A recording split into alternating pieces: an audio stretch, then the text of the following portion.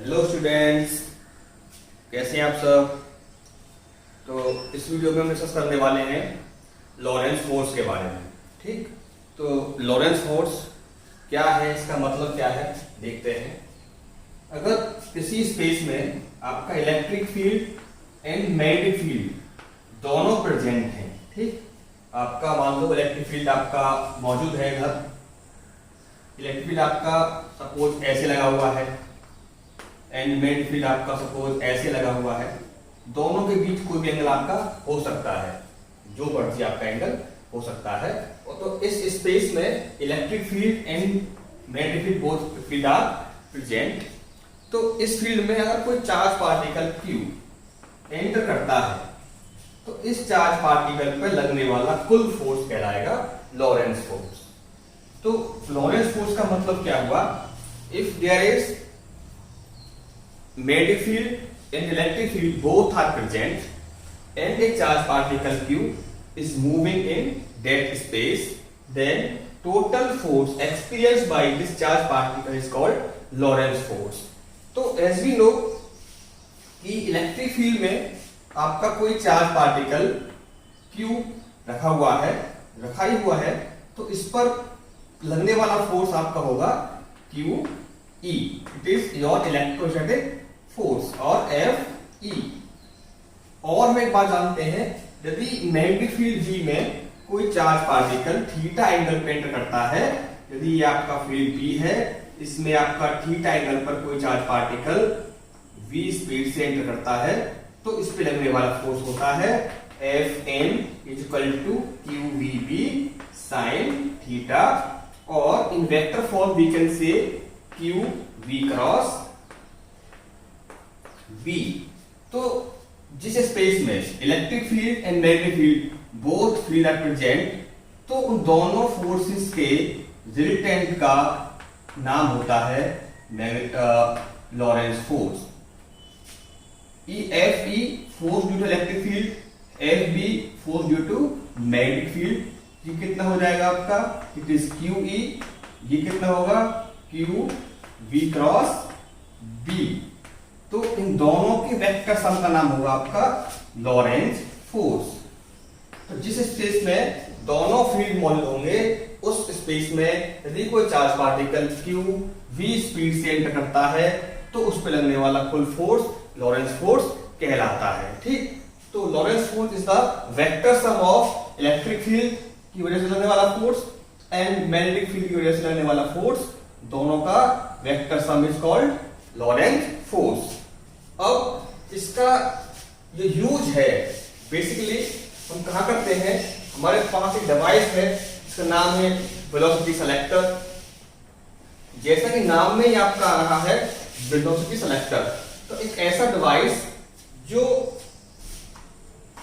Different velocities के charge particle में से किसी पर्टिकुलर वेलोसिटी के चार्ज पार्टिकल को अलग करने का काम करती है, उसका नाम होता है वेलोसिटी सेलेक्टर। तो वेलोसिटी सेलेक्टर में होता क्या actually, velocity selector consist of electric field and magnetic field, both are perpendicular to each other. तो देखिए, सपोज ये आपका सीट है, इसमें हम लगा लेते हैं मैग्नेटिक फील्ड आपका, तो suppose it is a dot field and this plate of selector is positive and this one is negative। तो इस स्पेस में आपका इलेक्ट्रिक फील्ड सेटअप हो जाएगा, वो कैसे होगा, कुछ इस तरह से आपका यहाँ पर सेटअप हो जाएगा, प्लस से माइनस की ओर। अब इस सेलेक्टर में दो होल्स हैं जस्ट आमने सामने, ठीक, very tiny holes are there, first one is here and second one is here. तो इस स्पेस में आप देख रहे हो मैग्नेटिक फील्ड कैसा है, suppose it is perpendicular downward and electric field is top to ground. From here a charge particle Q having velocity V इसमें एंटर करता है। तो यहां पर देखिए, जब ये चार्ज पार्टिकल में पहुंचेगा, अब इस स्पेस में आपका इलेक्ट्रिक फील्ड भी है और मैग्नेटिक फील्ड भी है।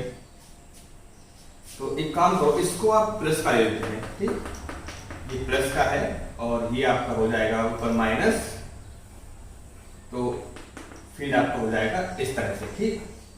तो जब भी चार्ज पार्टिकल में एंटर करेगा तो इस पे लगने वाला force due to this electric field कैसा होगा, चार्ज प्लस का है तो इस पे लगने वाला फोर्स होगा आपका QE गेट इज FE।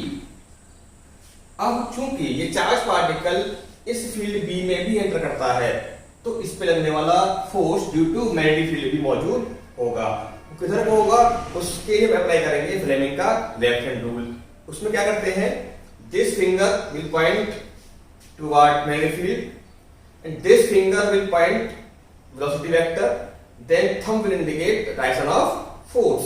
तो इस चार्ज पार्टिकल पर लगने वाला force due to magnetic field is FB, it is QVB sin 90, it is 1।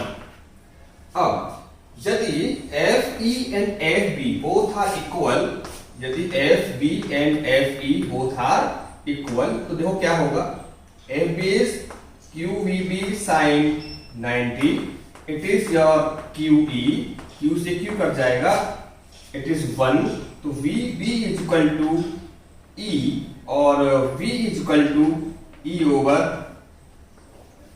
B। अब इसका मतलब क्या है, देखो यहां पर मैंने क्या लिखा है, FB is equal to FE। From diagram QE और FE in upward direction and FB is in downward direction, both are considered as equal, तो दोनों आपके कट जाएंगे। इट मींस इस चार्ज पार्टिकल पर कोई फोर्स काम नहीं कर रहा होगा, because both forces are equal and opposite.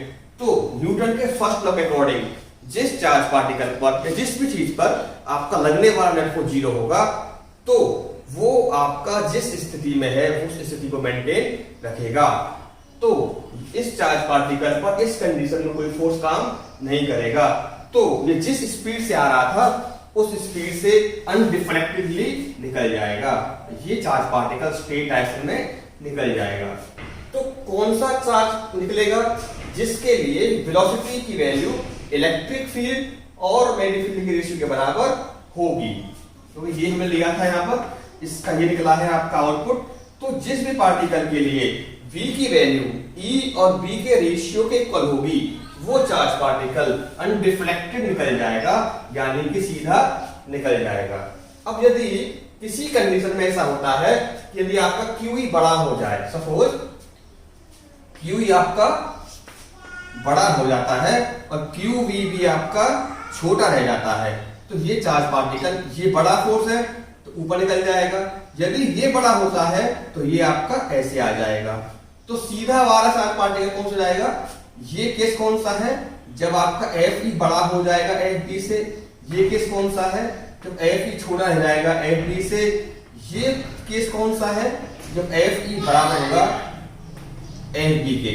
तो चार्ज पार्टिकल सीधा कब जाएगा, जब FE इक्वल टू FB हो जाए, या यहां से हमें निकाल चुके हैं कि V equal to E upon B हो जाए।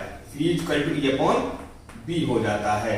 अब एक बात यहां सोच कर बताइए, यदि ये सिलेक्टर आपका ये है, ठीक, जो ये डिवाइस है, ये आपकी ये रही, ये आपका सपोज नेगेटिव प्लेट, ये आपकी प्लेट हो गई पॉजिटिव। यहां से इसमें चार्ज एंटर करते हैं, एक V1 है, एक V2 चार्ज पार्टिकल है, एक V3 है, मतलब डिफरेंट वेलोसिटी के चार्ज पार्टिकल्स यहाँ पे आपके आ रहे हैं। तो इनमें से जिस भी वेलोसिटी के लिए आपका जो वैल्यू है वेलोसिटी की वो E अपॉन B के इक्वल हो जाएगी, वो चार्ज पार्टिकल निकल जाएगा सीधा। अब सपोज ये चार्ज पार्टिकल है जिसके लिए V की वैल्यू E अपॉन B के बराबर है, तो जिनके लिए नहीं है वो आपके अपने पास से डाइवर्ट हो जाएंगे, कोई कहीं जाएगा कोई कहीं जाएगा। वो डिपेंड करेगा कि इसमें लगने वाला फोर्स ज्यादा कौन सा है।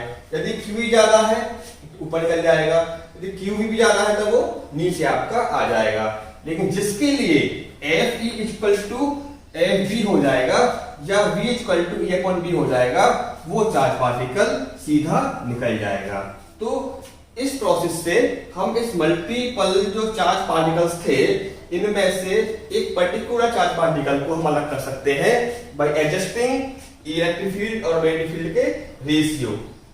तो इस रेशियो को एडजस्ट करके इसको सेट कैसे करना है कि जिसके लिए भी ई और बी का जो वैल्यू है रेशियो का, जिस चार्ज पार्टिकल की वेलोसिटी के बराबर आ जाएगा वो पार्टिकल आपका सीधा निकल जाएगा, बाकी चार्ज पार्टिकल्स अपने रास्ते से डेविएट हो जाएंगे। ठीक, तो इसका नाम है, डिवाइस का नाम velocity selector. It is used to select a particle of particular velocity in या from group of charge particles. ठीक, तो इसमें ध्यान रखेंगे आप क्या है, सीधा चार्ज कौन सा जाएगा, जिस चार्ज पार्टिकल पर लगने वाला इलेक्ट्रिक फील्ड की फोर्स और force due to magnetic field both will be equal हो जाएगा सीधा। इस कंडीशन से क्या निकाल लिया गया है, ई और बी का रेशियो इक्वल टू वी, ये जाएगा स्ट्रेट, बाकी हो जाएंगे आपके deviate. Okay, thank you, have a good day.